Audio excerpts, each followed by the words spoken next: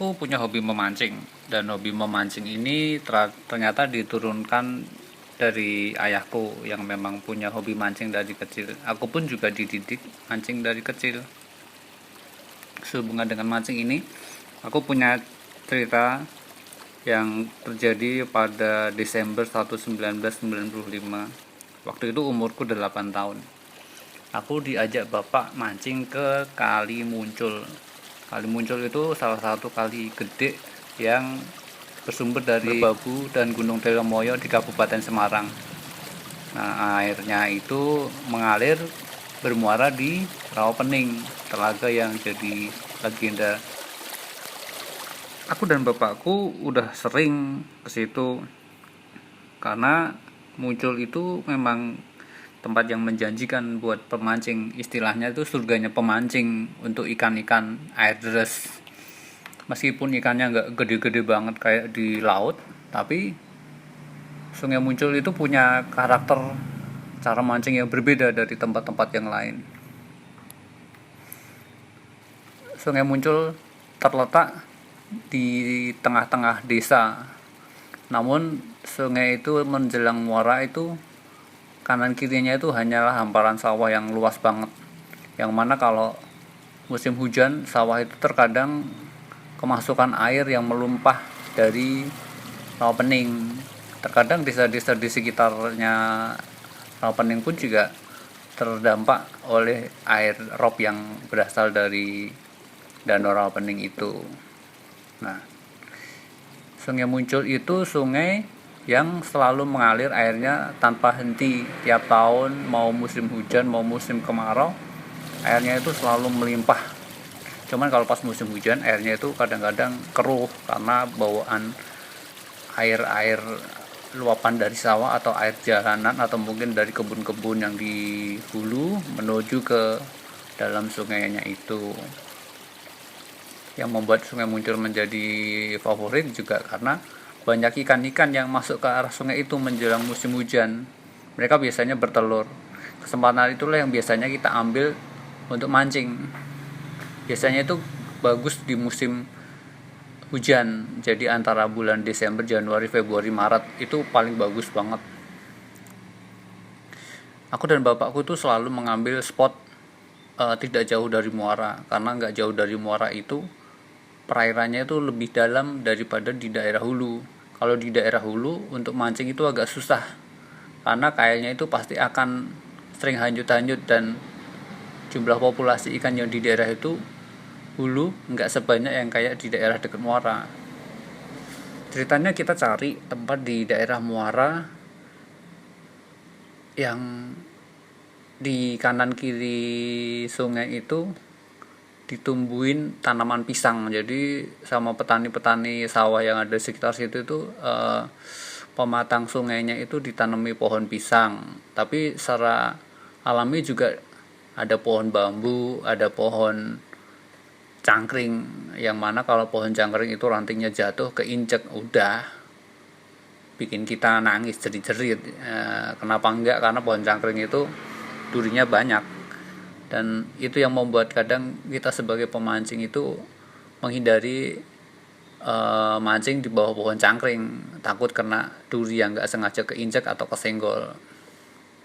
Jadi aku dan bapak memutuskan cari tempat yang agak nyaman untuk duduk dan mancing. Deretan pohon pisang yang ada di tepi Sungai Muncul itu nggak cuma 1-2 tapi lebat, jadi dia sampai daun-daunnya itu seperti kanopi menutupin, bayangannya itu nutupin pematang. Udaranya jadi sejuk dingin, dimana kalau lagi pas panas di bawah pohon pisang itu jadi adem banget, enak gitu.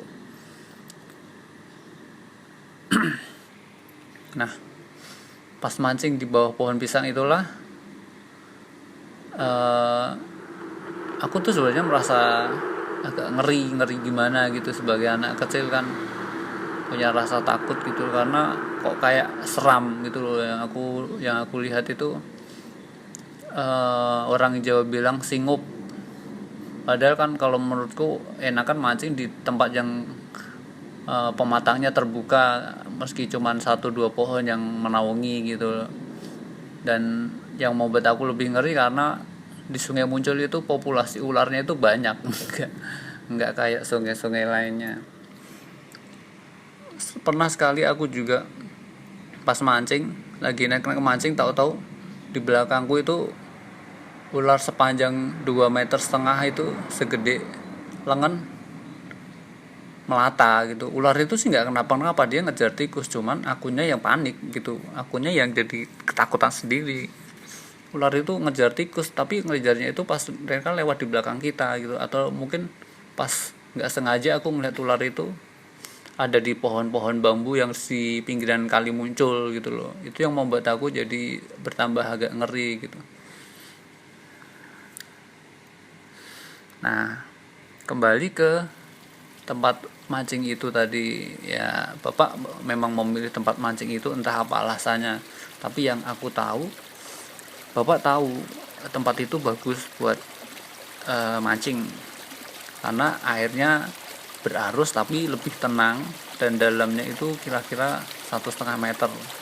Kanan kiri sungai itu ditumbuhin tanaman kerangkungan, yang sebagian tanaman itu masuk kecelup ke dalam air, dan itu kata bapak tempat yang favorit buat ikan-ikan itu cari makan, cari lumut atau cari binatang-binatang kecil yang tersebut dari atas pohon-pohonan. Dan memang benar juga, aku sama bapak di tempat itu mancing baru setengah jam itu udah dapat beberapa ikan yang lumayan gede, yang segede-gede 5 jari tangan dewasa. Tapi beberapa juga kecil-kecil juga ada, tapi mayoritas yang aku dapat itu tuh gede-gede gitu loh.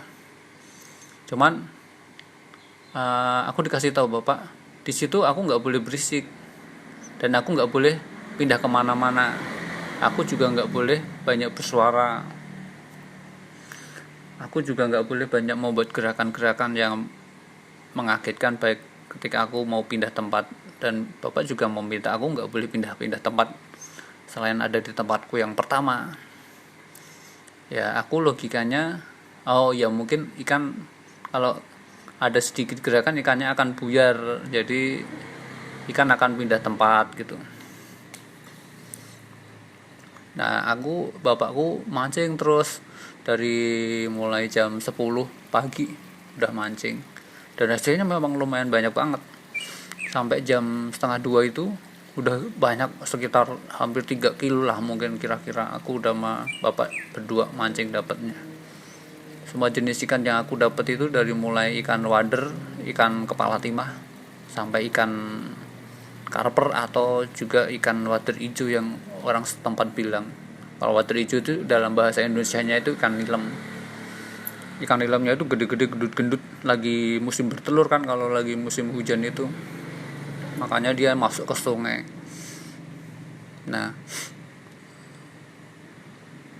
kami sebenarnya masih pengen mancing lebih lama lagi, cuman tahu-tahu angin kenceng, terus udara jadi agak lembab, dingin. Terus dari arah perbukitan di sebelah selatan itu kita lihat hujan mulai turun, tapi ya syukurnya hujan itu nggak nyampe ke tempat kami, hanya cuman gerimis kecil yang terbawa oleh angin yang bertiup ke arah utara tempat kami. Kalau kami balik ke arah desa di atas pun pasti kami akan kehujanan, jadi kita tetap stay di situ sambil gerimis sambil terus mancing. Meski gerimis kayak gitu, kita tetap dapat ikan banyak gitu. Nah, ketika itu udah selesai jam 3 sore di Kamila, di daerah desa atas itu udah terang.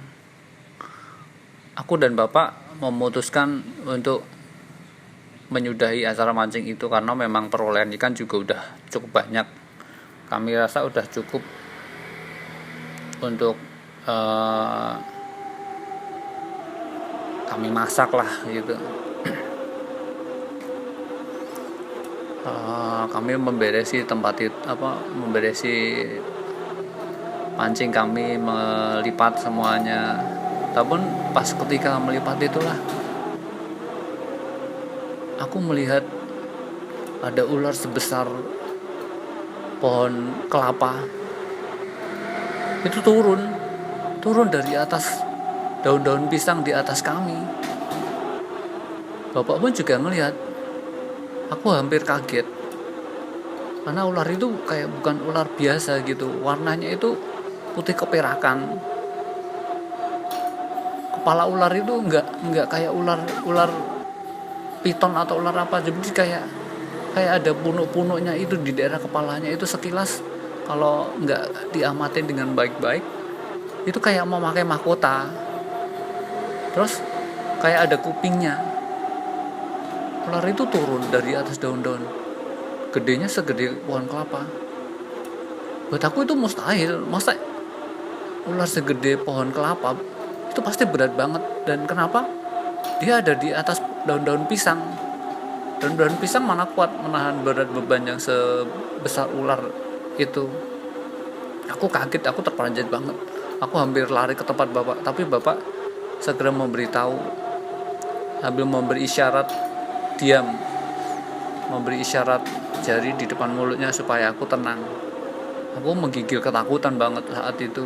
Jarakku sama bapak itu cuma 2 meter, tapi aku bener-bener ketakutan.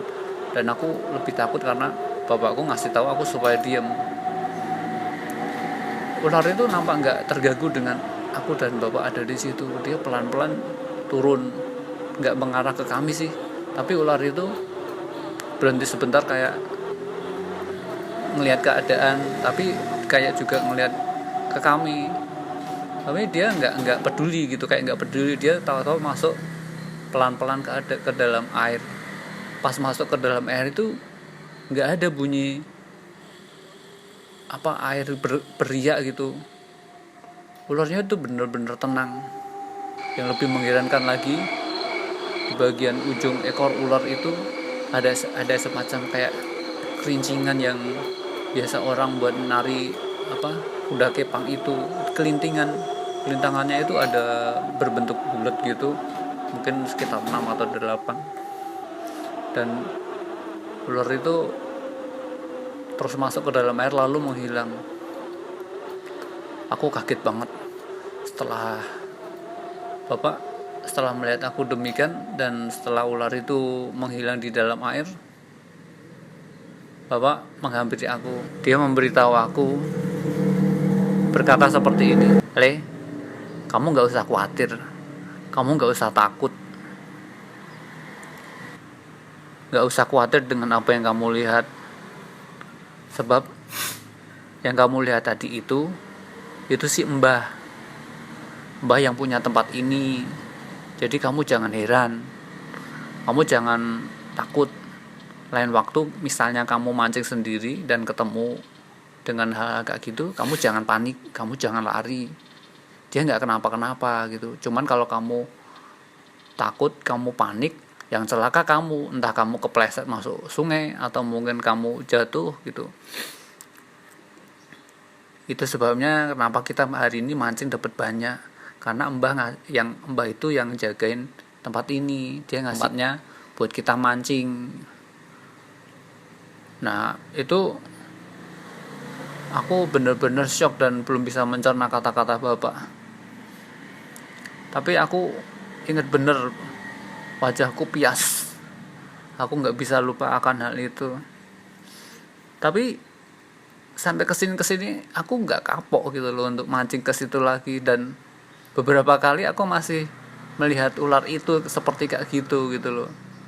Aku pernah bertanya ada beberapa pemancing, apakah pernah melihat ular yang gede gitu, lebih gede dari lengan atau lebih gede dari paha di sekitaran situ.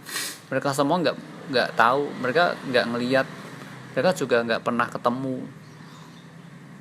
Mereka malah berpikir aku terlalu halusinasi, aku kebanyakan nonton film-film. Dan dari situ akhirnya aku percaya bahwa setiap tempat itu pasti punya hal-hal yang unik seperti yang aku alami ini. Belakangan ini tempat itu masih tetap seperti dulu, pohon-pohon pisangnya itu masih ada. Tapi memang iya, orang juga nggak pada mau mancing ke situ, entah karena dia terlalu rindang pohon-pohonannya, atau mungkin orang juga males, terlalu lembab tempatnya. Dan itu adalah cerita mancingku ketika aku kecil.